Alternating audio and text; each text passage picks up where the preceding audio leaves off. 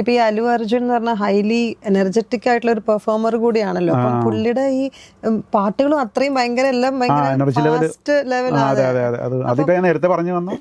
DSPയുടെ കൂടെ ഇരുന്ന് എഴുതിയതിൻ്റെയാണ് ഈ പുഷ്പ 1 പുഷ്പ 2. അദ്ദേഹത്തിന് അത് മലയാളവും ആ തെലുങ്ക് ഒറിജിനൽ വെർഷൻ പോലെ തന്നെയാണ്. അതിന് വേണ്ടിയിട്ട് അദ്ദേഹം കൊണ്ടുവരാനായിട്ട്, മലയാളത്തിലേക്ക് കൊണ്ടുവരാനായിട്ട് എൻ്റെ ഒപ്പം ഞങ്ങൾ ഒരുമിച്ചിരുന്നിട്ട് നല്ല ക്ഷമയോടുകൂടി ഞാൻ ഇരുന്ന വരികൾ എവിടെയെങ്കിലും പ്രശ്നം ഉണ്ടെങ്കിൽ പറയും, അത് കറക്റ്റ് ചെയ്യാൻ പറയും.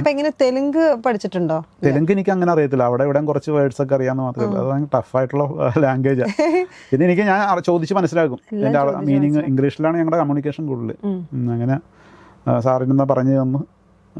അതിനവിടെ ഇരുന്ന് എഴുതി. അവിടെ തന്നെ റെക്കോർഡിംഗ് ഒക്കെ ശേഷമാണ് ഇങ്ങോട്ട് പോരുന്നത്, ചെന്നൈ സ്റ്റുഡിയോയിൽ. അതിൽ ആ പാട്ടില്ലേ, കണ്ണിൽ കർപ്പൂര ദീപമോ ശ്രീവല്ലി വാക്കിൽ കല്യാണി രാഗമോ, അത് നമ്മുടെ സിദ്ധു ശ്രീറാം പാടിയ പാട്ട്.